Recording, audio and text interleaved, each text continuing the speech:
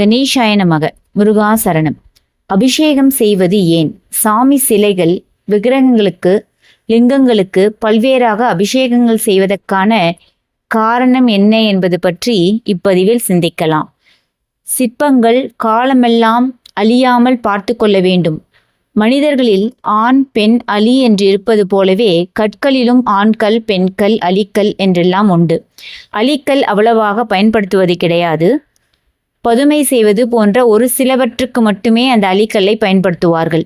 ஆண்கள் தான் முக்கியமாக எடுத்து பயன்படுத்துகிறார்கள்.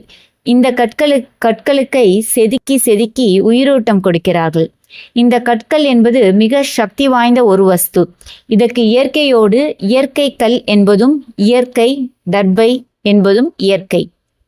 இந்த தர்பையால் தான் கும்பாபிஷேகத்தின் போது இறைவனுடைய சிற்பத்தை தீண்டுகிறோம். அதன் மூலம் அதற்கு ஒரு உயிர்ப்பு சக்தியை கொடுக்கிறோம். இதே போல அபிஷேகங்கள் செய்யும் போதும் இறைவனுடைய அழைப்பு கூடுகிறது. பால் அபிஷேகம் என்றால் ஒரு அழைப்பு, தேன் அபிஷேகம் என்றால் ஒன்று, பஞ்சாமிர்தம் என்றால் ஒரு அழைப்பு என்று உண்டு. பொதுவாக இறைவனை எவ்வாறு பிரார்த்திக்கிறோம்? சில நேரம் நண்பனாக பார்க்கிறோம், சில நேரத்தில் தாய் தந்தையாக நேசிக்கிறோம். அதனால்தான் நமக்கு கிடைப்பதை இறைவனுக்கு கொடுத்துவிட்டு நாமும் எடுத்துக்கொள்ள வேண்டும். அப்படித்தான் முன்னோர்கள் சொல்லியிருக்கிறார்கள். அதனால்தான் எந்த பருவத்தில் என்னென்ன கிடைக்கிறதோ அதை வைத்து இயற்கையோடு இயற்கையாக வழிபடுகிறோம். ஆகையால் அபிஷேகங்களுக்கு தனி சக்தி உண்டு. அதனால் இறை ஆற்றல் கூடும். ஆண்டவனுக்கு உரிய ஆராதனைகளும் 16 வகை உபச்சாரங்களும் முக்கியமானவை என்கின்றன ஆகமங்கள். அவற்றுள் அபிஷேகமே மிகவும் முக்கியத்துவம் வாய்ந்ததாகவும் ஆற்றல் மிக்கதாகவும் கூறப்பட்டுள்ளது. தமிழில் திருமுழக்கு என்று கூறப்படும் அபிஷேகத்துக்கு நம் முன்னோர் 26 வகை திரவியங்களை பயன்படுத்துகிறார்கள். காலப்போக்கில் அது 18 ஆகி தற்போது பெரும்பாலான கோவில்களில் 12 வகை திரவியங்களை கொண்டே அபிஷேகம் நடத்தப்படுகிறது. இந்த திரவியங்கள் எள்ளெண்ணெய், பஞ்சகாவியம், பஞ்சாமிர்தம், நெய், பால், தயிர், தேன், கரும்புச்சாறு, பலரசம், இளநீர், சந்தனம், சுத்த ஜலம் என்ற வரிசையில் அபிஷேகத்துக்கு பயன்படுத்தும் வழக்கம் பெரும்பாலான கோவில்களில் உள்ளது. சிலைகளுக்கு ஏன் இப்படி விதவிதமான திரவியங்களால் அபிஷேகம் செய்ய வேண்டும்? அதற்கு முக்கியமான காரணம், ஒரு கோவிலின் மூலவர் சிலை எந்த அளவுக்கு அருளாற்றலை வெளிப்படுத்துவதாக அமைகிறது என்பது அந்த சிலைக்கு செய்யப்படும் அபிஷேக திரவியங்களின் எண்ணிக்கையையும் அளவையும் அது செய்யப்படும் சிறப்பையும் பொறுத்தே அமையும். இன்றைய விஞ்ஞான அடிப்படையில் சொல்வதானால், உயர்வான மின்கணலில் ஆற்றல் சேமித்து வைக்கப்பட்டாலும் உரிய காலகட்டத்தில் அதனை சார்ஜ் செய்வது முக்கியம் அல்லவா? சில மின்கணல்களில் உள்ளே உள்ள திரவங்கள் குறிப்பிட்ட காலகட்டத்தில் மாற்றி அமைப்பதும் அவசியமாக இருக்கிறது தானே? அப்படிதான் இறையருளை மந்திர எந்திர ஸ்தாபனங்கள் மூலம் சிலை ரூபத்தில் இருத்திடும்போது அந்த ஆற்றலை நிலைக்க செய்யும், அதிகரிக்க செய்யவும் அபிஷேகம் முதலியானவை அவசியமாகிறது. இந்த உண்மையை சங்க காலத்துக்கு முன்பே நம் மூதாதையர் கண்டுபிடித்து விட்டனர். எனவேதான் கோவில்களில் மூலவர் சிலைக்கு அபிஷேகம் நடத்தப்படுவதற்கு அவர்கள் மிகுந்த முக்கியத்துவம் கொடுத்தனர். அதோடு அபிஷேக பொருட்கள் தடையின்றி கிடைக்க கைங்கரியம் செய்வதற்கு வசதியாக கோயில் சொத்தாக நிலங்களை எழுதி வைத்தனர். அபிஷேகங்களில் பல வகைகள் இருந்தாலும் மகா அபிஷேகம், அன்னாபிஷேகம், சங்காபிஷேகம் ஆகிய 3ம் சிறந்ததாகும். அதே போல எந்த வகை அபிஷேகம் செய்தாலும் அதனை ஒரு நாளிகை, அதாவது 24 நிமிடங்கள் செய்ய வேண்டும் என்பது ஆகம விதிகளில் கூறப்பட்டுள்ளது.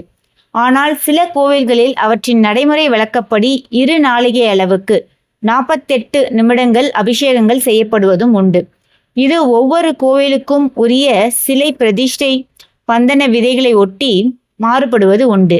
அபிஷேகத்துக்கு பயன்படுத்தப்படும் தண்ணீரில் சுத்த கந்த திரவியங்களான பாதிரிப்பூ, உத்தபலம், தாமரைப்பூ, அலரிப்பூ, வெற்றிவேர் ஆகியவற்றை கலந்து வாசனை தீர்த்தமாக அபிஷேகம் செய்வது சிறந்தது.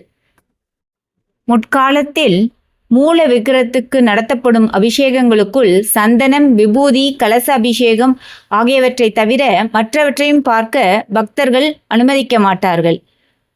ஆகமப்படி இவை தவிர மற்ற எந்த அபிஷேகத்தையும் பக்தர்கள் பார்க்கக்கூடாது. என்றாலும் பல கோவில்களில் எல்லா அபிஷேகத்தையும் பக்தர்கள் காண அனுமதிக்கப்படுகிறார்கள். கருவறையில் கற்சிலையாக காட்சி தரும் மூலவர் திருமேனி பிரபஞ்ச சக்திகள் அனைத்தையும் ஒருங்கே ஈர்த்து அதை கோவில் முழுவதும் பரவ செய்கிறது. அந்த ஆற்றலானது அபிஷேகம் செய்வதால் பல மடங்கு அதிகரிக்கிறது. நம் முன்னோர் பல்லாயிரம் ஆண்டுகளுக்கு முன்பே கண்டுபிடித்த இந்த உண்மையை இன்றைய விஞ்ஞானிகள் சமீபத்தில் தான் கண்டுபிடித்து ஒப்புக்கொண்டுள்ளனர். பழமையான கோவில்களில் உள்ள மூலவர் சிலைகளின் பீடத்தில் அரிய மூலிகைகளும் ஆற்றல் வாய்ந்த மந்திரம் தகுடும் எந்திரம் பதிக்கப்பட்டு உள்ளன. அந்த எந்திரமும் மூலிகைகளும் வெளிப்படுத்தும் ஆற்றலும் அபிஷேக தீர்த்தத்தில் கலக்கிறது. அதனால்தான் அதனை தலையில் தெளித்து கொண்டாலும் சிறிதளவு உட்கொண்டாலும் அபரிமிதமான புத்துணர்ச்சி கிடைக்கிறது. தயிர், பால், சந்தனம், தண்ணீர் ஆகியவற்றால் அபிஷேகம் செய்யும் போது மூலவர் சிலையில் அதிக அளவில் ஆற்றலை கடத்தும் திறன் ஏற்படுகின்றது. அபிஷேகம் செய்ய செய்ய கருவறையில் உள்ள காற்று மண்டலத்தில் எலக்ட்ரான்கள், அதாவது எதிர் மின்னூட்டியின் அளவு அதிகரிப்பதை அறிவியல் சோதனைகள் மூலம் கண்டறிந்திருக்கிறார்கள் விஞ்ஞானிகள். அபிஷேகம் காரணமாக கருவறையில் உள்ள காற்றில் அதிக ஈரப்பதம் இருக்கும். ஈரப்பதத்தில் ஒளியின் வேகம் அதிகமாக இருக்கும்.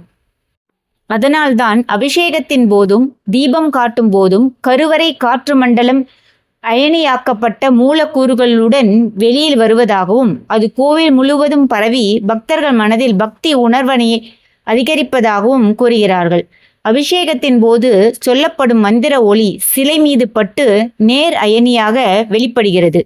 நேர் அயனியை சிவமாகவும் எதிர் அயனியை சக்தியாகவும் நம் முன்னோர் உருவகப்படுத்தி அபிஷேகம் செய்யும் போது சிவசக்தி ஐக்கிய பார்வதி திருவிளையாடல் நடப்பதாக வரையறுத்து உள்ளனர்.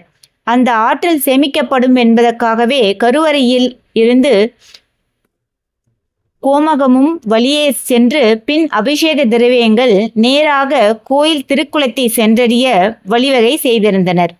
அதுபோலவே அபிஷேகத்துக்கு உரிய பொருளை நேரடியாக எடுத்து வந்து தருவதை விட அதனை சுமந்தபடி பிரகாரத்தில் வலம் வந்து பின்னர் கொடுப்பதே நல்லது என்பதால்தான் பால் காவடி முதலியனவற்றை சுமந்து வருபவர்கள் கோவிலை வலம் வந்து அளிக்கும் வழக்கத்தையும் ஏற்படுத்தினர். பொதுவாக பாலாபிஷேகம் செய்வதை பெரும்பாலான பக்தர்கள் விரும்பி செய்வதுண்டு. அதனாலேயே எல்லா கடவுளுக்கும் பாலாபிஷேகம் அடிக்கடி நடைபெறும். பாலபிஷேகம் குறிப்பாக பிரதோஷ காலத்தில் நந்திக்கு செய்யப்படும் போது அது மிக மிக முக்கியத்துவம் பெறுகிறது. அதே போல முருகனுக்கு திருநீர், பால், பஞ்சாமிர்தம் போன்றவற்றால் அபிஷேகம் செய்யும்போது அளவு கடந்த ஆற்றல் வெளிப்படுகிறது. அதன் காரணமாக பக்தர்கள் வாழ்க்கையில் செழுமையும் நலமும் நிறைகிறது. ஆண்டவனின் அருளாற்றலை அதிகரிக்க செய்யக்கூடிய அற்புதமான செயல் அபிஷேகம். உங்களால் இயன்ற போதெல்லாம் அபிஷேக நேரத்தில் கோவில்களுக்கு செல்லுங்கள். நீங்கள் நேரடியாக அபிஷேகத்தை தரிசிக்க வேண்டும் என்பது இல்லை. கோவிலுக்குள் இருந்தாலே போதும், உங்கள் வாழ்வில் கோடி கோடி நன்மைகள் சேரும். மனமும் உடலும் தூய்மை பெறும். ஓம் நம சிவாய. திருச்சிற்றம்பலம். ஓம் நம சிவாய. நன்றிகள் கோடி.